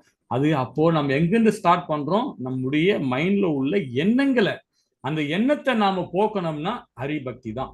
ஹரிபக்தியோடு இருக்கும்போது அந்த எண்ணங்கள் வராது. ஹரிபக்தி இல்ல பௌதிகத்துல இருந்தோம்னா, நமக்கு ஹரிபக்தி இல்லைன்னா இந்த பௌதிகத்தன்மை வரும்போது ஆட்டோமேட்டிக்கா அந்த மாயா உள்ள வந்துருவா. அவ செயல்படுத்த ஆரம்பிடுவா. அடிக்க ஆரம்பிக்கிறது, கொலை பண்றது, திட்டுறது எல்லாமே அவ செயல்படுவா. ஆனா இந்த உடலை வச்சு அவ செயல்படுவா. அவதான் நம்மள செயல்படுறா. அதுதான் சொல்லுது, அகங்காரம் இருக்கக்கூடாது. அகங்காரத்துல மாட்டிக்கிட்டோம்னா அந்த மயங்கிய ஆத்மா என்னாவும் பௌதீக இயற்கை முக்குள்ள நடைபெறும் செயலுக்கு நாம பலிகாடாயிடும். ஆனா நாம என்ன சொல்லுவோம், நாம தான் அந்த கொலை பண்ணோம், நாம தான் அடிச்சோம். நாம கிடையாது. அதை நல்லா புரிஞ்சுங்க. ஆத்ம தத்துவத்தை உணர்ந்தவங்க இந்த உடல் தான் செஞ்சதே தவிர ஆத்மா செய்யல. ஆத்மா யாரு, உள்ள இருக்கிற உயிர். அந்த உயிர் எதுவுமே செய்யல, உடல் தான் செய்யுது. அப்ப அந்த உடலுக்கான காரணம் என்ன, அந்த உடலை எப்படி கொண்டு போகணும், பக்தி மார்க்கத்துல போடணும், சனாத தர்மத்தை நம்ம ஃபாலோ பண்ணணும். ஆனா நாம என்ன நினைச்சுக்கோம், உடல் தான் நாம நினைச்சுட்டு இருக்கோம். உடல் நம்ம கிடையாது. நம்ம செயலாற்றும் செயல் இந்த பஞ்சபூதங்கள், இந்த இயற்கை, அது மூலியமா நம்ம மயங்கி இருக்கிறோம் இல்லைங்களா? மயங்கி ஆத்மா எப்படி நடந்து கொள்வான், தன்னையே கர்த்தான் என்று நினைத்து கொள்வான். இந்த லௌகியமான செயல்களை முழுமையாக ஈடுபட்டு 24 மணி நேரம் ஓடிக்கிட்டே இருக்கணும், பணம் சம்பாதிக்கணும், சொந்த பந்தத்தோட ஹாப்பினஸா இருக்கணும், அப்படி இருக்கணும் இப்படி இருக்கணும், ஒரே சந்தோஷமா இருக்கணும்னு நினைச்சு ஓடிக்கிட்டே இருப்பான் வாழ்க்கையில. அதே மிகுந்த பட்டுதல உண்டாக்கப்படுகிறான் இல்லைங்களா? பணத்தை தேவை அவனுக்கு. அதனால அவன் போய் என்ன, அதுல போய் நல்லா போய் சிக்கிக்கிறார். அவர் போய் அது எங்கிருந்து ஆரம்பிக்குது பண்ண, தனி மனித ஒழுக்கத்தோடு தன்னை தான் கர்த்தான்னு நினைக்க ஆரம்பிச்சான். வீட்டுக்கு தலைவன் நான் தான், வீட்டுக்கு தலைவி தான், தலைவா நான் சொல்றது கேளு, பிள்ளைகளா நான் சொல்றது கேளுன்னு வரும்போது என்ன பாருங்க, அப்போ ஆட்டோமேட்டிக்கா நமக்குள்ள ரசகுணம் வந்துருச்சு. நான் அம்மா நான் சொல்றதான் வீட்டுல எல்லாரும் கேட்கணும், அப்பா நான் சொல்றதான் கேட்கணும், நான் என்ன அப்பாடா நான் சொல்றேன் எல்லாருமே கேட்கணும் போது நாம என்ன குணம் வந்துருங்களா, ரசோகுணம் வந்துருச்சு. ஏன்னா அவனுக்குள்ளேயும் தனி மனித ஒழுக்கம் இருக்கு, அவனுக்குள்ளேயும் தனிப்பட்ட ஆத்மா இருக்கு, அவனுக்கும் தனிப்பட்ட உணர்வு இருக்கு, எல்லாமே இருக்கு. ஒரு சாதாரண ஒரு மரத்துக்கு இருக்கும் போது நம்ம மனுஷனுக்கு இருக்காத உணர்வு இல்லைங்களா? அப்ப யாருமே என்ன பண்ண, நான் தான் முதல்வன், நான் தான் மூத்தவன் சொல்லிட்டு எதுவுமே நினைக்க கூடாது. நம்ம அந்த லௌகியமான செயலை முழுமையாக ஈடுபட்டு நாமும் அதை லாய்க்க கூடாது. ரொம்ப ஜாக்கிரதையா நம்மளுடைய செயல்பாடு இருக்கணும்னு புரிஞ்சுக்கலாம். அதாவது கண்களுக்கு புலப்படாத விலங்குகளால் நான் கட்டுப்பட்டு உள்ளேன் அப்படின்னு புரிஞ்சுக்கணும். என்பதை கூட நான் அறியவில்லை என்றால் எவ்வாறு நான் என்னை இக்கட்டிலிருந்து விடுவித்துக் கொள்வேன்? ரொம்ப இம்பார்ட்டன்ட் விஷயம். ஒரு கதை சொல்லல, ஒரு ரியாலிட்டி இப்ப நடக்கிற விஷயங்கள் சொல்றேன். நாம ஒரு சிறைச்சாலை இருக்குங்க. அந்த சிறைச்சாலையில பாத்தீங்கன்னா 3 விதமான கைதிகள் இருக்காங்க. நல்லா புரிஞ்சுங்க, 3 விதமான கைதிகள் இருக்காங்க. அந்த 3 விதமான கைதிகள் வந்து பாத்தீங்கன்னா, முதல் கைதி வந்து விஐபி, பெரிய ஒரு நல்ல செல்வந்தர், கவர்மெண்ட்டுக்கு நிறைய வரி கட்டுறவர், பொருளாதாரத்துல மேன்மையானவர். ஒரு தவறு பண்ணிட்டார், அதனால வந்து ஜெயில இருக்கிறார். அவருக்கு என்ன பண்ணுவாங்க, அவருக்கு டிவி பார்க்கலாம், நியூஸ் பேப்பர் கிடைக்கும், வீட்டுல இருந்து சாப்பாடு வரும், எல்லாமே வரும்.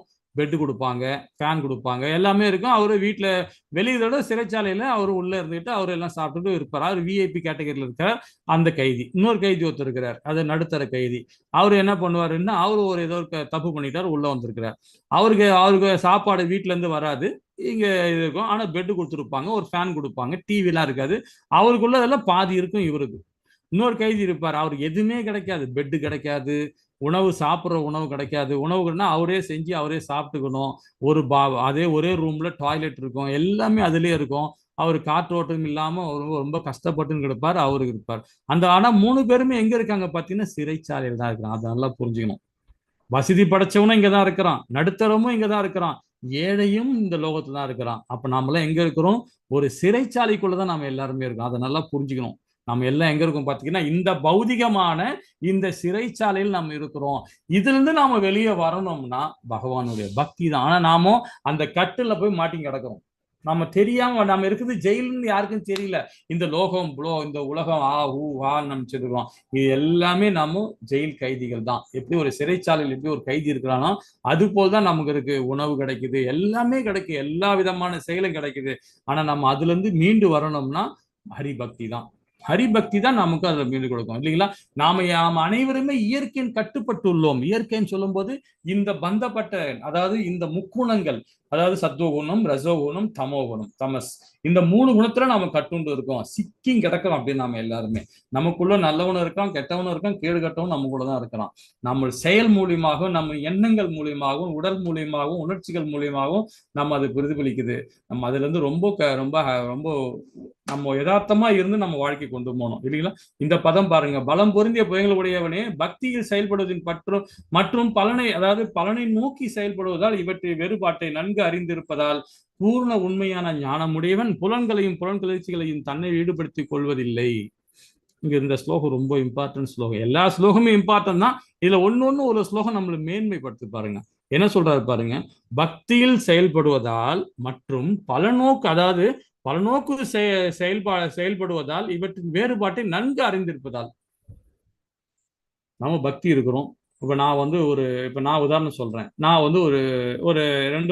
ஒரு வருஷத்துக்கு முன்னாடி, இப்போ 1 வருஷமா அந்த கோவில்ல இருக்கிறோம். 1 வருஷத்துக்கு முன்னாடி பாத்தீங்கன்னா நான் ஒரு வியாபாரம் பார்த்துட்டு இருந்தேன். நான் ஒரு கிருஷ்ண கான்சியஸ்ல ஒரு 10 வருஷமா நான் இதுல இருக்கிறேன். இந்த இஸ்கான் மூலியமா நாம பகவத்கீதை படிச்சுட்டு இருக்கோம், உபதேசம் பண்ணிட்டு இருக்கோம். ஆனா இந்த 10 வருஷமா நான் என்ன பண்ணியிருந்தேன்? இந்த 1 வருஷத்துக்கு முன்னாடி வேலை பார்த்துன்னு தான் இருந்தேன், தொழில் வியாபாரம் பார்த்துட்டு தான் இருந்தேன். அதுல எப்படி யாருக்கும் அடுத்த சமுதாயத்துக்கு தொல்லை கொடுக்காம, யாருக்கும் தொல்லை கொடுக்காம அந்த ஒரு 10 வருஷம் நான் எப்படி வாழ்க்கை கொண்டு போனது ரொம்ப அற்புதமா. ஏன்னா பகவத்கீதையை படிச்சுட்டோம், நாம உபதேசம் பண்ண ஆரம்பிச்சிட்டோம். இருந்தாலும் நாம தப்பு பண்ணுவோம். அந்த தப்பை திருத்திக்கிட்டு நாம அதை பகவானுக்கு அடிபணிஞ்சு நாம அதை செயல்பட ஆரம்பிச்சிடுவோம். பகவானுடைய பக்தன் அப்படிதான் இருப்பான். வியாபாரம் பார்ப்பான், இல்ல ஒரு ஆபீஸ்ல வேலை பார்ப்பாரு, ஏதோ ஒண்ணு செஞ்சுட்டு இருப்பாரு. அவருடைய வாழ்வாதாரத்துக்கு பணம் தேவை. அந்த வாழ்வாதாரத்துக்கு எப்படி செய்யணும்ன்றத பக்குவமாக இந்த கீதை நமக்கு உணர்த்தும். அதுதான் சொல்றாரு, நம்ம பக்தியில் செயல்படுவதால் மற்றும் பலநோக்கு செயல்படுவதால் இவற்றின் வேறுபாட்டை நன்கு அறிந்திருப்பதால் பூர்ண உண்மையை ஞானமுடையவன் புலன்களின் பிள்ளைகளை தன்னை ஈடுபடுத்திக் கொள்வதில்லை. ரொம்ப அற்புதமா சொல்றாரு பாருங்க. பணம் சம்பாதிக்கிறாரு, ஆனாலும் இந்த உடல் சுகத்துக்காக அவர் சம்பாதிக்கல, இந்த வாழ்வாதாரத்துக்கு தான் சம்பாதிக்கிறார். அந்த எப்படி அவருக்கு என்ன தேவை? 10,000 ரூபாய் இருந்தா போதும், இந்த குடும்பத்தை நான் ஹாப்பியா கொண்டு போறோம் நினைக்கிறோம், ஆசைப்பட மாட்டான்.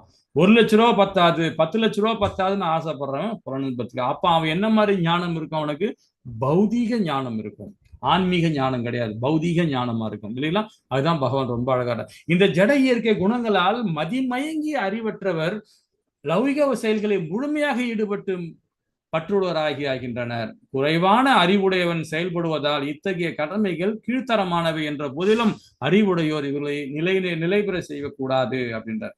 ஏன்னா அதாவது என்ன சொல்றது, இந்த பந்தப்பட்ட வாழ்க்கை வாழறவங்க பணம் எப்படியாவது சம்பாரிச்சு ஆகணும், எந்த வகையாவது செஞ்சா சம்பாரிச்சாகணும். யார் கெட்டு போனா என்ன, யார் எப்படி சமுதாயம் எப்படி போனா என்ன, எனக்கு தேவை வருமானம், எனக்கு தேவை பணம் அப்படின்னு நினைக்கிறவங்க பாத்தீங்கன்னா அவங்க வீழ்ச்சி அடையக்கூடியவர்கள். அந்த பக்தி மார்க்கத்துல அவங்கள பார்த்துட்டு பொறாமடக்கூடாது. இதுதான் ரொம்ப இம்பார்ட்டன்ட். இந்த உடல் இப்ப நான் ஒரு எக்ஸாம்பிள் சொல்றேன் பாத்தீங்களேன். என்னை வச்சு நான் சொல்றேன், அடிக்கடி சொல்லிருக்கிறேன். கோவில்ல ஒருத்தர் 1 கோடி ரூபாய் டொனேஷன் கொடுப்பார், வருஷத்துக்கு ஒரு அடி கொடுப்பார். நல்லா புரிஞ்சுங்க, 1 கோடி ரூபாய் கொடுப்பாரு. அவர் இங்க மேங்களூர் தான் இருக்கிறார். அவர் வருவார். அவர் வரும்போது பாத்தீங்கன்னா எல்லாருமே அவர் பொறாமப்படுவாங்க. பரவாயில்ல, இந்த கோவிலுக்கு வந்து 1 கோடி ரூபாய் வருஷத்துக்கு ஒரு அடி கொடுக்குறாரு, மகான் இல்லையா அவரு அப்படின்னு சொல்லிட்டு எல்லாமே புகழ்வாங்க. அவரையே பார்ப்பாங்க, அப்படியே இருப்பாங்க. அவரை மாதிரி நம்ம வாழக்கூடாதா? எப்படி வரும் அந்த எண்ணம்? வந்துரும். அது மாதிரி பகவானுடைய பக்தன் ஆசைப்படக்கூடாது. அவன் பணக்காரனா அவன் கர்மா. ஆனா அவன் என்ன பண்றான்? கோயிலுக்காக கொடுக்குறான், பகவானுக்காக கொடுக்குறான். ஏதோ ஒரு செலவு. இந்த கோயிலுக்கு மட்டும் எல்லா கோயிலுக்கும் அவர் கொடுக்குறாரு. எல்லா கோயிலுக்கும் ஒரு செல்வந்தர், நல்ல வருமானம், அவருக்கு நிறைய பிசினஸ் இருக்கு. அதனால அவர் கொடுக்குறாரு. அவரை மாதிரி இருக்கணும்னு நாம ஆசைப்படுறது அபத்தம். அதுதான் அவர் சொல்றாரு. இது மாதிரி ஜட இயற்கை குணங்களை மதிமயங்கி அறிவுற்றோர் லௌகிக செயல்களையும் முழுமையாக ஈடுபடுவார் பற்றோடாகின்றனர். அதனால அவங்கள மாதிரி அவங்கள பார்த்து நாமும் அதை பொறாமப்படக்கூடாது. நம்ம எண்ணங்கள் அப்படிதான் போகும். அதுக்கு வராம இருக்கணும்னா ஹரிபக்தி தான். அது ரொம்ப ஜாக்கிரதையா நம்ம இருக்கணும். இல்லைன்னா அந்த மாதிரி நம்ம செயல்பாடு பண்ணும்போது நம்ம என்ன அந்த மாதிரி போச்சுன்னா நீங்களே சுதாரிச்சுக்கணும். டக்குனு சுதாரிச்சு இது தப்பு அப்படின்னு சொல்லிட்டு அங்கிருந்து விலக பார்க்கணும், இல்லைங்களா? இது பாருங்க, அம்சம் பாருங்க. அறியாமை பற்றுடையவன் தன்னையே உணர்ந்தவர். அப்படி 2 விதமான செயல். அறியாமல் இருக்கவன் வந்து அசூர குணம், தன்னை உணர்ந்தவன் தெய்வீகமான குணம். இந்த 2 குணத்துக்குள்ள வித்தியாசம் பாருங்க, அம்சம் பாருங்க. ஆசைகள், புலன் குளிர்ச்சிக்காக ஆசைப்படுவான். யாரு? அந்த அசூரத்தன்மை உள்ளவன், அறியாமல் இருக்கிறவன், தெரியாமல் இருக்கிறவன், பற்றுதலோட உடையவன். ஆனா அதே தன்னை உணர்ந்தவன் பகவான் கிருஷ்ணர் திருப்திக்காக தான் செய்வான். சாப்பிடுற விஷயத்திலிருந்து, செயல்படுற விஷயத்திலிருந்து, ஏன் குடும்ப பாரம்பரியத்துக்காகவும், அதாவது குடும்ப உறவு, உடல் உறவு கொள்ளவும் கூட பாத்தீங்கன்னா கூட பகவானுக்காக திருப்திக்காக செய்வாங்க. தவிர என்ன சொல்லுமா அதை வந்து செக்ஸ்யூஷா பண்ண மாட்டாங்க. ஏன்னா பகவான் கிருஷ்ணா, நீ எனக்கு மகனாக தாயே, கனகவல்லி தாயே, எனக்கு மகளாக நீ பிறக்கணும் அப்படின்னு தான் அந்த தாம்பத்திய வாழ்க்கையை தொடங்கும். எல்லாமே கிருஷ்ணருக்காக ஒப்படைச்சிடணும். எல்லா லைஃபையும் கிருஷ்ணனுக்காக ஒப்படைச்சிடணும். அதுதான் வந்து தன்னை உணர்ந்தவன் அப்படின்னு சொல்ல நம்பிக்கை.